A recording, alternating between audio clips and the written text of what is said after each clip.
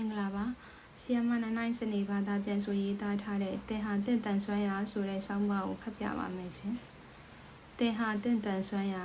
အချိန်တော်တော်များများမှာကောင်းကင်မှောင်မိုက်မှာကိုစိုးရိမ်စရာမလိုပါဘူးတင်ဟာတင်ကိုယ်တိုင်ရဲ့နေရောင်ခြည်ဖြစ်လို့ပါငယ်ငယ်တုန်းကလမ်းဖြတ်ကူးရမှာကျွန်တော်အရန်ကြောက်ခဲ့တယ်တခါတုန်းကလမ်းတစ်ဖက်ကပန်းချံမှာသွားကစားဖို့အိမ်အကူအတော်ကြီးကကျွန်တော်ကိုခေါ်သွားတယ်လမ်းဖြတ်ကူးနေတော့ကားတစ်စီးလာလို့အတော်ကြီးကလန့်ပြီးတွဲထားတဲ့ကျွန်တော်လက်ကိုဖြုတ်ပြီးသူတယောက်ထဲလမ်းတစ်ဖက်ကိုပြေးသွားတယ်ကျွန်တော်တယောက်ပဲပါဆက်ဟောင်းသားတဲ့နေရာမှာရက်ကြံခဲ့တယ်ကားဘိန်းနဲ့ကတ်တရာလမ်းအချိန်ပြင်းပြင်းပုတ်တိုက်တန်ကိုကြားပြီးတဲ့နောက်ကားကကျွန်တော်ရှေ့တုံကနေရက်သွားပြီမဲ့ကျွန်တော်လက်မီမိမျောသွားပါတယ်ကျွန်တော်ကိုတယောက်ယောက်ပွေ့ချီလိုက်မှမိမျောရကနေကျွန်တော်တိလိုက်ပါတယ်အဲ့ဒီနောက်ကျွန်တော်ဘာမှမမှတ်မိခဲ့တော့ပါဘူးအဲ့ဒီကစပြီးလမ်းမကိုကြောက်တဲ့ယောဂကျွန်တော်ဆွဲကပ်ခဲ့ပါတယ်အဲ့ဒီနှစ်တွေတုန်းကလူသွားလမ်းတွေမှာမီးပွိုင်းမရှိသေးပါဘူးဒါကြောင့်ဖြတ်ကူးသူတယောက်ယောက်မရှိရင်လမ်းဖြတ်ကူးတဲ့သူရှိတဲ့အထိလမ်းတစ်ဖက်မှာကျွန်တော်ရက်ဆောင်နေတတ်ခဲ့ပါတယ်နောက်တော့တငယ်ချင်းတွေကကျွန်တော်ရဲ့ဒီလိုထူးခြားချက်ကိုသတိထားမိပြီးနောက်ကျွန်တော်နဲ့အတူသူတို့လမ်းဖြတ်ကူးတဲ့အခါတိုင်းလမ်းလည်ရောက်မှကျွန်တော်ကိုထားပြီးထွက်ပြေးသွားတတ်ကြပါတယ်ဒီလိုအချိန်မျိုးမှာကျွန်တော်ဟာလမ်းလည်မှာရက်ရင်ခဏလောက်ခြိတုံချတုံဖြစ်ပြီးနောက်ပြန်လျှောက်လိုက်တတ်ပါတယ်ရှေ့ကို16မဲ့အကွာဝေးနဲ့နောက်ပြန်လျှောက်တဲ့အကွာဝေးတူနေလဲကျွန်တော်ဟာတယောက်တည်းဒီဘက်ကနေဟိုဘက်ရောက်အောင်မသွားရဲခဲ့ပါဘူးတငယ်ချင်းတွေကဝိုင်းရည်ပြီးရဲ့နောက်လမ်းတစ်ဖက်မှာရက်ကြံနေခဲ့တဲ့ကျွန်တော်ကိုပြန်လာခေါ်တတ်ပါတယ်ကျွန်တော်ရင်ထဲကပျော့ညံ့ချက်ကိုကျွန်တော်ဖုံးအုပ်ဖို့အမြဲကြိုးစားကြည့်ခဲ့ပါတယ်ဒုတိယရန်တုန်းကအားကစားချိန်မှာမျက်ခင်းပြင်ကနေမွေလေးတစ်ကောင်တွားထွက်လာပါတယ်အတန်းဖော်တွေကကြောက်လန့်တကြားထွက်ပြေးသွားကြပါတယ်ကျွန်တော်ကနေရာမှာရက်ပြီးတခဏလောက်တွေးလိုက်ပါတယ်အဲ့ဒီနောက်ရှေ့တက်ပြီးအဲ့ဒီမွေကိုအကြိမ်ကြိမ်နင်းပစ်လိုက်ပါတယ်အားလုံးကကျွန်တော်ကိုဝိုင်းဩဘာပေးကြပေမဲ့အားရကျေနပ်တဲ့စိတ်မျိုးကျွန်တော်မဖြစ်မိပါဘူး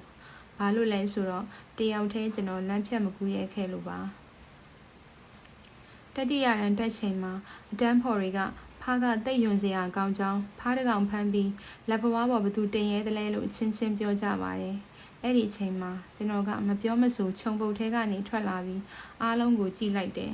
အဲ့ဒီနောက်အိတ်ထဲကဖားတကောင်ကိုထုတ်ပြလိုက်တယ်အတန်းဖော်တွေအားလုံးထွက်ပြေးသွားကြပေမဲ့ကို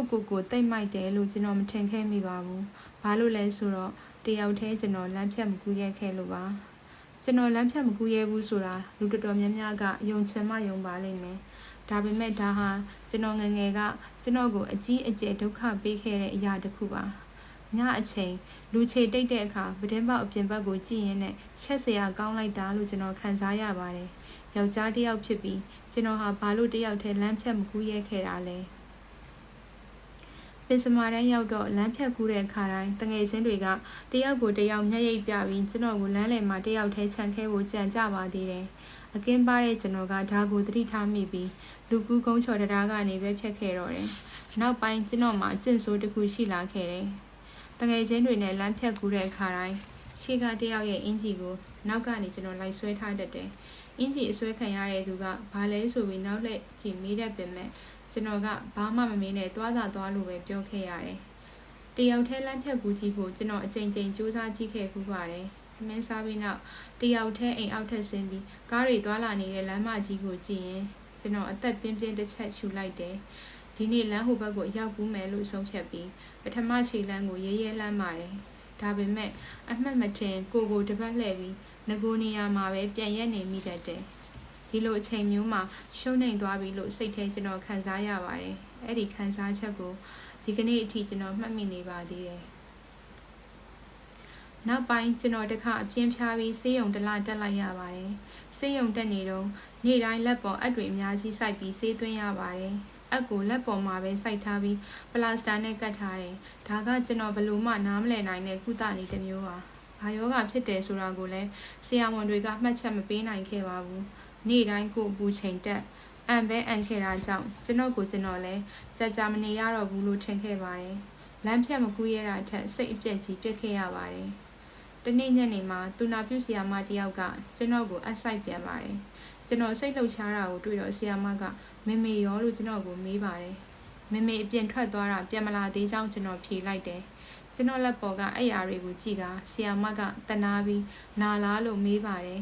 အဆိုင်တဲ့အချိန်နားတယ်လို့ကျွန်တော်ဖြေလိုက်ပါတယ်ဆီယာမကကျွန်တော်ကိုကြည့်ပြီးတတိရှိလိုက်တဲ့ကလေးသားကသားရဲ့တန်ဆွမ်းရာနောက်ခံအားပဲလို့ပြောပါတယ်ကိုပူချိန်တက်ပြီးခေါင်းမူးဝေဝေဖြစ်နေလို့ဆီယာမပြောတဲ့စကားကိုကျွန်တော်နားမလည်ခဲ့ပါဘူးဆီယာမစကားကိုအော်လို့ပဲတစ်ချက်အတန်ပြုတ်လိုက်ပါတယ်ဆီယာမကစိတ်ချရှည်နဲ့သူ့စကားကိုထပ်ပြောပါတယ်ဆီယာမပြောတာကသားကသားရဲ့တန်ဆွမ်းရာနောက်ခံခွန်အားပါတဲ့အဲ့ဒီနောက်ကျွန်တော်ကိုစေးတစ်ချောင်းထိုးပေးပြီးသူထွက်သွားခဲ့ပါတယ်အဲ့ဒီနေ့ညနေကလူနာခန်းကနေကျွန်တော်ထွက်လာပြီးဆေးရုံရှိကလမ်းမကြီးကိုကြည့်နေခဲ့မိတယ်လူကူးမြင့်ကြားအထိကျွန်တော်လျှောက်သွားပြီးလမ်းတစ်ဖက်ကိုကြည့်လိုက်လက်ပေါ်ကအဆိုင်ရာတွေကိုကြည့်လိုက်လုပ်ပြီးစိတ်ထဲမှာမင်းဟာမင်းရဲ့တန်ဆွမ်းရာနောက်ခံအားလို့ထက်ထက်ရွတ်နေမိပါတယ်အဲ့ဒီနောက်အသက်ဝဝတစ်ချက်ရှူပြီးလမ်းတစ်ဖက်စီကျွန်တော်ကူးလိုက်ပါတယ်ကားလာရင်မြင်းကြားမှာပဲကျွန်တော်ရက်နေလိုက်တယ်ကားဖြတ်သွားရင်လမ်းတစ်ဖက်စီကျွန်တော်ဆက်လျှောက်ပါတယ်စက္ကန့်အနည်းငယ်လျှောက်ပြီးနောက်တစ်ဖက်ကိုကျွန်တော်ရောက်သွားပါတယ်လမ်းတစ်ဖက်မှာကြံခဲ့တဲ့ဆေးရုံကိုကျွန်တော်ခေါင်းမော့ကြည့်လိုက်ပြီးအဲ့ဒီဘက်ကိုပြန်ဖြတ်ကူးပါတယ်နောက်ဆုံးလမ်းမကြီးကိုကြည့်ပြီးကျွန်တော်ချုံပွဲချငူလိုက်မိပါတယ်ရင်ထဲနှစ်အတော်ကြာဖိစီးရုံးကန်နေတဲ့အရာတစ်ခုလွတ်လပ်သွားသလိုခံစားလိုက်ရပါတယ်ကျွန်တော်ဟာတယောက်တည်းလမ်းဖြတ်မကူးရဲခဲ့တဲ့ကောင်လေးမဟုတ်တော့ပါဘူးနောက်တနေ့ကျွန်တော်ကိုအပူချိန်ကျသွားသလိုအန်လည်းမအန်တော့ပါဘူးညနေရောက်တာနဲ့ကျွန်တော်ဆေးရုံကဆင်းရပါတယ်ကျွန်တော်ဘာဖြစ်လို့ရုတ်တရက်ယောဂပျောက်သွားမှန်းဘယ်သူမှမသိကြပါဘူးတယောက်တည်းလမ်းဖြတ်မကူးရဲခဲ့တဲ့ကိစ္စဟာကျွန်တော်ငယ်ဘဝတစ်ဝက်လောက်ကိုနှောက်ယှက်နေခဲ့တယ်ဆိုတာကိုလည်းဘယ်သူမှမသိခဲ့ကြပါဘူးအဲ့ဒီနေ့ကစပြီးကျွန်တော်ဟာကိုတတိရှိကြောင်းပြချင်လို့အကောင်လေးတွေဖမ်းပြီးလက်ဖွားထဲထည့်တာမျိုးလည်းမလုပ်တော့ပါဘူးရင်ထဲကကြောက်ရွံ့မှုကိုတက်ရင်မဆိုင်ရဲခဲ့လို့တတိရှိကြောင်းပြရင်ပူပြော့ညံ့ခဲ့တယ်ဆိုတာကိုအခုမှကျွန်တော်အသိရလာခဲ့ပါတယ်နောက်ပိုင်းစိတ်ချောက်ချားစရာကြုံလာတဲ့အခါအခုလက်ရှိရင်ဆိုင်နေရတဲ့အရာငငယ်တုန်းကတယောက်တည်းလမ်းမအလယ်မှာရက်ခဲ့ရတာလောက်ကြောက်စရာမကောင်းပါဘူးလို့စဉ်းစားလိုက်တဲ့အခါကြောက်စိတ်စိုးရိမ်စိတ်ကအများကြီးပြေလျော့သွားပါတယ်တကယ်တတိရှိခြင်းဆိုတာဒုံမကြောက်ဓာမကြောက်ဘယ်တော့မှထိခိုက်နာကျင်မှာမဟုတ်ဘူးဆိုတာမဟုတ်ပါဘူးထိခိုက်နာကျင်ပြီးနောက်ရင်ထဲကကြောက်စိတ်ကိုတက်ရင်ဆိုင်ဖယ်ရှားပြီးအမှောင်ထဲကနေရှောက်လန်းထွက်ရဲတာပဲဖြစ်ပါတယ်စိတ်ပြက်စရာယုံချင်းစရာတော့မကောင်းတဲ့အထိအဖြစ်ပြက်ကကျွန်တော်ပြော့ညံ့သွားတဲ့ခါတိုင်းသူနာပြုဆရာမပြောခဲ့တဲ့တင်ဟာတင့်တန်ဆွမ်းရာနောက်ခံအားဆိုတဲ့စကားနဲ့အတူကျွန်တော်အတွေ့အကြုံပြန်ဝင်လာတတ်ပါတယ်နှစ်ပေါင်းအတော်ကြာပြီးတညမှာပရင်းပေါက်ပေးထိုင်ပြီးစာမူတွေကျွန်တော်ရေးနေတော့မှကျွန်တော်ခြေထောက်2ချက်လောက်လှုပ်သွားပြီးမီးကြိုးကိုသွားကန်မိလိုက်ပါတယ်ရေးထားသမျှအားလုံးပျောက်ပြက်ကုန်ပါတယ်စိတ်ခံစားချက်ကိုကျွန်တော်ထိန်းပြီးပြန်ဆက်ရေးပါတယ်ရေးနေရင်တဝက်အရောက်မှာမီးပြတ်သွားပြန်ပါတယ်ရေးထားသမျှပြက်ကုန်ပါတယ်ကျွန်တော်စိတ်အပြက်ကြီးပြက်မိတာမျက်ရည်တောင်ကျလူပါပဲတအောက်နေတော့ editor စီကျွန်တော်အချိန်မီစာမူပေးနိုင်တော့ကြောင့် message ပို့ဖို့ဖုန်းယူလိုက်ပါတယ် message ပို့မပို့တွေ့ဝင်နေတော့မှပရင်းပေါက်အပြင်ဘက်တိုက်အောက်ကလမ်းမကြီးစီကျွန်တော်အကြည့်ရောက်သွားပါတယ်တစ်ချိန်ကစိတ်ပြက်စရာဖြစ်ပျက်ကိုကျွန်တော်သတိရလိုက်မိပါတယ်တစ်ချိန်ကကိုတိုင်လမ်းလေးတစ်ခါဖြတ်ကူးနိုင်ခဲ့ရုံနဲ့ချုံပွဲချငူခဲ့တဲ့ကောင်လေးကိုသတိရလိုက်မိပါတယ်အဲ့ဒီလိုသတိရလိုက်မိတာနဲ့စိတ်ကကြည်လင်လာပါတယ်ဒီလိုအချိန်မျိုးမှာဘယ်သူကမှတင့်ကိုမကူမကယ်နိုင်ပါဘူးနောက်ပိုင်းမှာကိုတိုင်ဖြတ်ကူးမှရမယ်လမ်းမကြီးတွေအများကြီးကြုံကောင်းကြုံလာအောင်ပါဒါကြောင့်စာမှုကိုပြီးအောင်ရေးရပါမယ်လို့ကျွန်တော်တွေးလိုက်ပြန်ပါတယ်